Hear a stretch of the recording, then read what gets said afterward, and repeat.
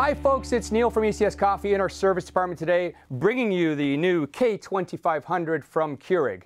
If you've seen our other videos in the K1500 and the K3500, this one comes right in the middle, the K2500, ideal for offices around, I'm going to say, the 20 to 30 range. So we're going to take you through the features and some of the things you're going to need to get this puppy up and running at your workplace. One of the things we're seeing at ECS is that a lot of offices, after what's happened in 2020 to 21, they're looking to take more control over their coffee service and their buying equipment. For us, this is a great addition to the Keurig series. It's a commercial unit and it has some really neat features that its predecessor didn't have. So if you're going to compare this to other models, you'd be looking at the K150 or the 150P for plumbed-in version. And those guys, they were great machines, very robust, but you couldn't repair them. And there's actually 6 modules in here that make this machine repairable. So even after the 1-year warranty, it can be fixed, which we really like. So let's get into the nitty-gritty of this very quickly. Dimensions are going to be 12 inches wide with the reservoir that's you have to purchase separately, but an additional 4 inches, and I'm going to read this because I wrote it down. It's 13 inches high and 14¼ inches deep. So pretty straightforward. This does not eject the capsule like the K3500, but it does have the ability to be plumbed in. Actually, it comes plumbed in, which might seem a little backwards. Most come with a tank. It comes as a plumbed-in model, and then you have to buy the tank extra. So we're going to look at how you connect this up to the water line, and then we're going to get into the features. So let's talk about the installation of this machine, because if you've bought one, you're going to have to do a few things to get it up and going in your office place. First of all, if you're going to use the plumbed-in model, and as I said before, it does come automatically as a plumbed-in version.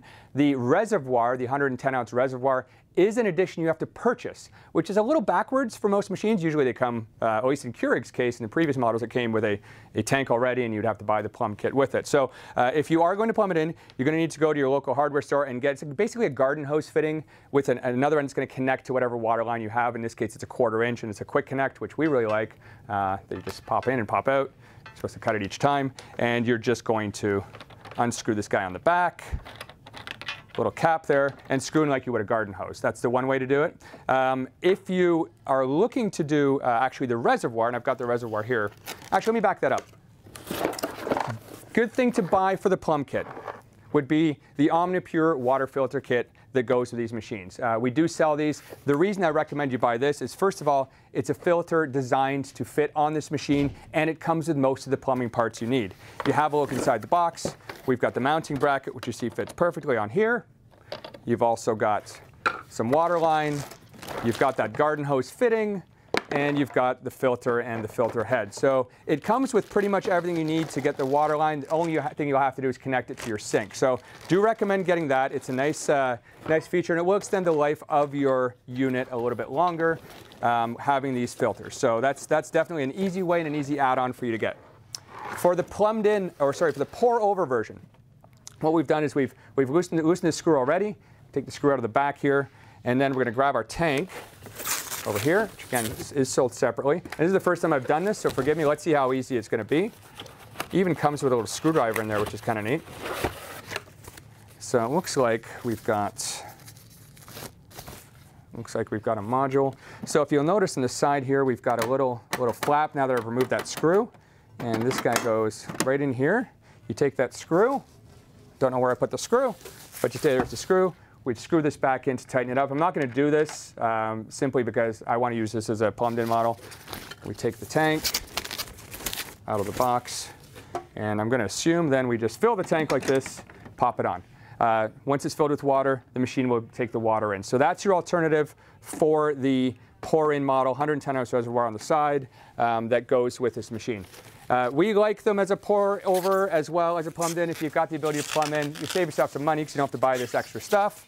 Who wants to fill up a water tank all the time? Not many people. So that's it, guys. If you want to know more about the installation, look for parts. Ask down below, and we can give you the part model that you need to buy to add on to this machine. Okay, now that we have the machine plumbed in, we're actually going to just take you through some very quick features on this brewer. So you have, if we press here, you'll see that you have, lift this up, close it down. We have Size is 4, 6, 8, 10, and 12 ounces, as well as a strong brew button, which is going to give water more contact with the coffee, and then brew. So we're going to make a coffee and time it so you can see how long it takes, and then I'll take you into the manager and service functions of this unit. A couple of things to note: you do have a pretty good sized drip tray. Still has the tape on it because it's brand new. Without the tray on, you get about a 7-inch clearance for a mug, and with it on, it's about 6 inches. So just keep that in mind. But really, these machines, the optimal brew for a K-cup is usually around the 8-ounce brew anyway. This is a 10-ounce cup, to give you an example. So even if you went to 12, you're probably going to fit that without any issues. So we're going to take our old friend Timothy's. We're going to do a French roast, pop it right in the top. And you know what I'll do? I'm going to press it to the 8-ounce, but I'm going to do it on strong, and just lights up, and hit brew, and we'll time that out.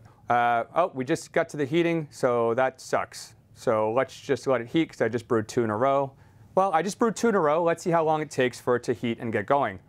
That's always a good thing to find out too, because you don't want back-to-back people waiting on this thing to heat up. So let's see how long it takes. So we did 2 brews. We've gone into heating mode. Not crazy about how long this is taking, but let's wait and see. Sounds like it's almost done. Okay, and we're brewing. So we'll start that brewing process now. Now, I did press the strong, so it's probably going to take a little bit longer. Typically, these are under a minute, but with the strong, it's going to pre-infuse the coffee with the water. One of the big things that I've noticed about this machine versus its predecessors, say that 3 times fast, is that it's super quiet.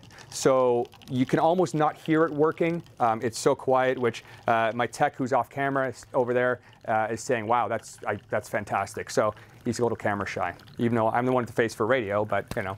Anyway, so let's see how long this takes. It smells great. You gotta love that French roast. I'm not a big French roast fan, but I do like the smell of it. Just don't like drinking it. It's too strong for me, but anyway.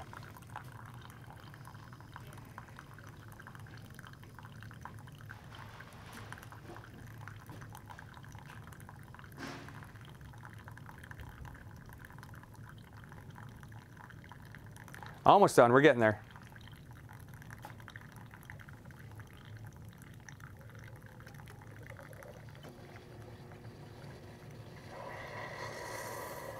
Okay, so there we go. That's an 8-ounce brew on the strong setting. I don't know how long that took, but felt like about a minute, which is pretty standard for a Keurig brewer. But again, super, super quiet, which we really like. And you do have to remove your capsule. So that lazy person in the office that doesn't want to do it, you can give them hell.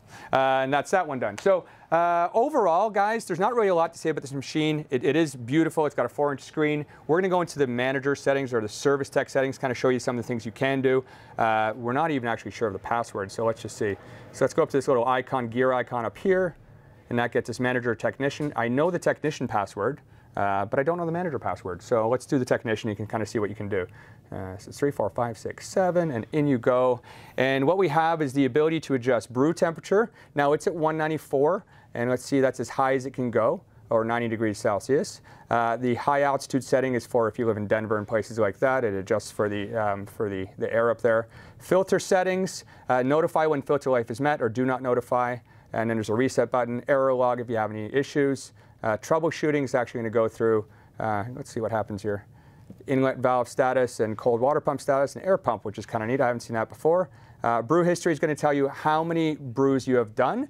That's really good in an office place. If you buy this and you buy 100 capsules and within a day you have 3 left, but you only have 5 employees, someone's taking them home. So you can actually find out how many are being used in your machine. I'm not saying people take coffee home. I'm just saying it might happen. So it's an interesting little piece of information. And then there's a software update there. So as for the manager settings, I don't have the password for that. So do we have the password for that yet?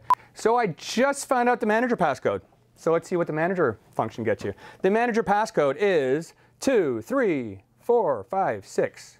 And we get into not a ton of stuff here. Language, so English, French, or Spanish. Units would be ounces or mils, depending if you're American or Canadian. Brew settings, let's see what this guy does. So we have maximum cup size 12 ounce, default cup size none, default strength standard. I guess you can make that always strong if you wanted to. Default cup size, you can pick a default cup size, so if somebody doesn't press one, it would automatically brew. Not a fan of that, because if you do a 12 ounce and someone has a small mug, it's going to overflow and burn it, so I wouldn't even put that on there.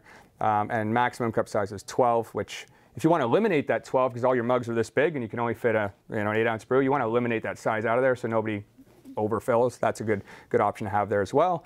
Let's get back out of that. Screensaver. Let's see what that does. Oh, we can select an image. I wonder if that's, oh, we can add an image. So you can actually add an image. There is a USB port in the back, I noticed, so that's probably what that's for. One other thing I noticed in the back that I didn't mention, there's a little slot for descale. So assuming that's where you're going to throw your descale in to clean this unit, a little thing pops out and you put your descale in there. Haven't got through the service side of this, but that's what it looks like. USB card, it looks like B port. Looks like you can add your own image to the front or change it up. So let's just, I don't know, image selection. It's got some different images and you can delete images. So that's kind of cool.